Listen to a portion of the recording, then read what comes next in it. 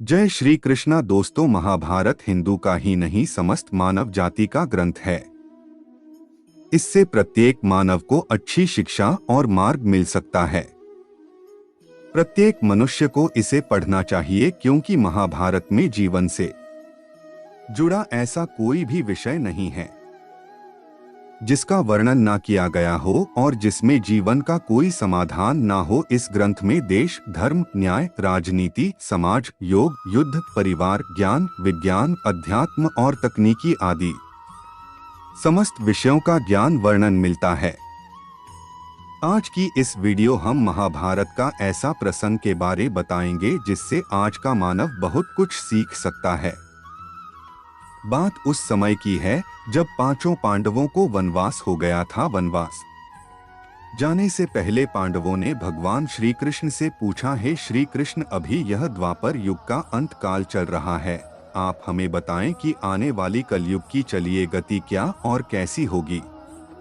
श्री कृष्ण जवाब देते हैं, मैं तुम्हें इसका सीधा सा उत्तर तो नहीं दे सकता, लेकिन हाँ, तुम पांचों भाई वन में जाओ और वन में जो कुछ भी दिखे मुझे आकर बताओ, मैं तुम्हें उसका कलयुग में प्रभाव बताऊंगा। इसके बाद पांचों भाई वन में चले गए।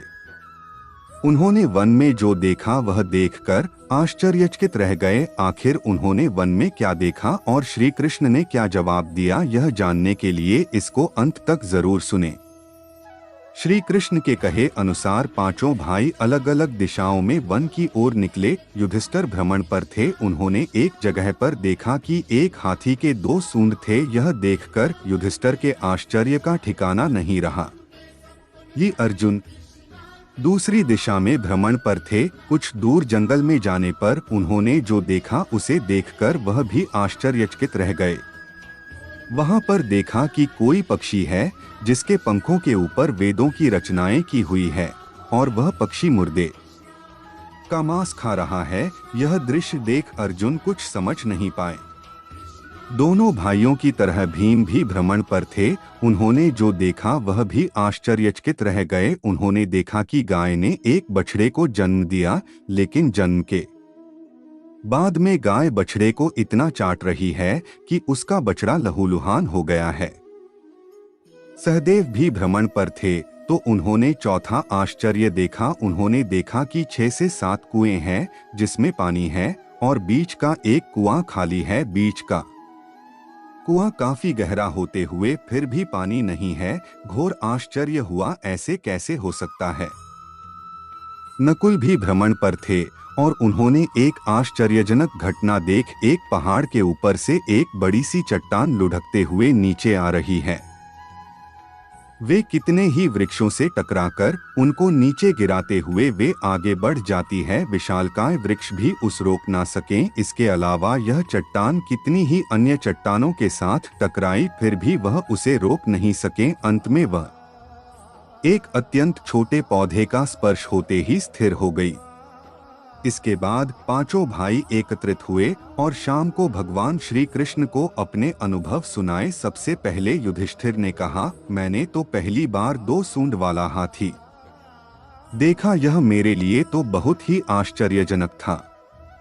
भगवान श्री कृष्ण कहते हैं, धर्मराज, अब तुम कलिकाल की सुनो। कलयुग में ऐसे लोगों का राज्य होगा जो दोनों ओर से शोषण करेंगे, बोलेंगे कुछ और करेंगे कुछ और, मन में कुछ और होगा और कर्म कुछ और। ऐसे ही लोगों का कलयुग में राज होगा। तुम कलयुग आने से पहले तक राज्य कर लो। युधिष्ठिर के बाद अर्जुन ने कहा, मैंने जो देखा है वह तो कहीं ज्यादा आश्चर्यजनक था। मैंने देखा कि एक पक्षी के पंखों पर वेदों की रचनाएं लिखी हुई है, पर वह पक्षी मुर्दे का मांस खा रहा है। श्री कृष्ण कहते हैं, कलयुग में ऐसे लोग रहेंगे जो बड़े ज्ञानी कहलाएंगे, विज्ञान की चर्चा करेंगे, लेकिन उनके आचरण राक्षसी होंगे। वह बड़े पंडित और विद्वान कहलाएंगे, किंतु यह देखते रहेंगे कि कौन सा मनुष्य कब मरे और हमारे नाम से संपत्ति कर जाए। हे अर्जुन, संस्था के व्यक्ति विचार करेंगे कौन सा मनुष्य मरे और संस्था हमारे नाम पर हो जाए। हर जाति धर्म पर प्रमुख पदों पर बैठे विचार करेंगे कि कब किसका श्राद्ध हो और कौन कब किस पद से हटे और हम उस पर चढ़ जाएं, चाहे कितने भी बड़े लोग हो, परंतु उनकी दृष्टि धन और पद के ऊपर ही रहेगी। ऐसे लोगों की ही बहुतायत होगी। अर्जुन के बाद भीम ने अपना अनुभव सुनाया। भीम ने कहा कि गाय अपने बछड़े को इतना चाटती है कि बछड़ा लहूलुहान हो जाता है। श्री कृष्ण कहते हैं, कलयुग का मनुष्य शिशुपाल हो जाएगा। कलयुग में माओं की बच्चों के लिए ममता इतनी बढ़ जाएगी, उन्हें अपने विकास का अवसर ही नहीं मिलेगा। मोह माया में ही घर बर्बाद हो जाएगा। किसी का बेटा घर छोड़कर साधु बनेगा तो हजारों व्यक्ति दर्शन करेंगे। यदि अपने बेटे ने साधु बनना चाहा तो रोएंगे कि मेरे बेटे का क्या होगा। इतनी ज्यादा ममता होगी कि उसे मोह माया और परिवार में ही बांध कर रखेंगे। उसका जीवन वहीं खत्म हो जाएगा। वास्तव में लड़के तुम्हारे नहीं है, वह तो बहुओं की अमानत है और लड़कियां जमाइयों की अमानत है, और तुम्हारा यह शरीर मृत्युओं की अमानत है। तुम्हारी आत्मा परमात्मा की अमानत है। इसलिए तुम्हारा अपने शाश्वत संबंध को जानना आवश्यक है। भीम के बाद सहदेव ने पूछा, हे श्री कृष्ण, मैंने जो देखा, मैंने यह देखा कि 5-7 बड़े कुओं के बीच एक गहरा कुआं बिल्कुल खाली है। जबकि ऐसा संभव कैसे हो सकता है?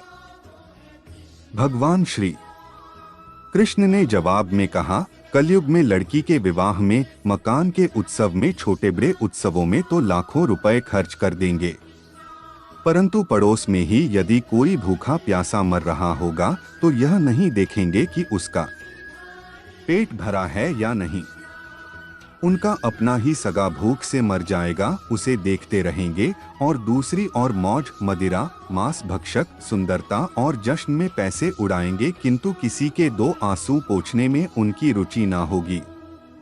कहने का तात्पर्य यह है कि कलयुग में अन्न के भंडार होंगे, लेकिन लोग भूख से मरेंगे। सामने बंगले में ऐशो आराम चल रहे होंगे, लेकिन पास की झोपड़ी में आदमी भूख से मर जाएगा। एक ही जगह पर असमानता अपने चरम पर होगी। सहदेव के बाद नकुल ने श्री कृष्ण को बताया कि मैंने भी एक आश्चर्य देखा है कि एक बड़ी सी चट्टान पहाड़ पर से लुढ़की वृक्षों के तने और चट्टाने भी उसे ना रोक पाए, किंतु एक छोटे से पौधे के स्पर्श से ही वह बड़ी चट्टान रुक गई। समझ नहीं पाया कैसे?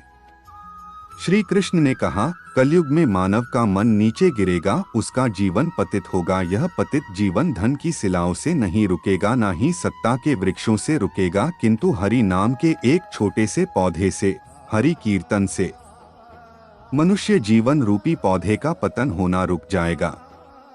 इसलिए भक्तों, हरि भजन कलयुग में मोक्ष पाने का एकमात्र उपाय है।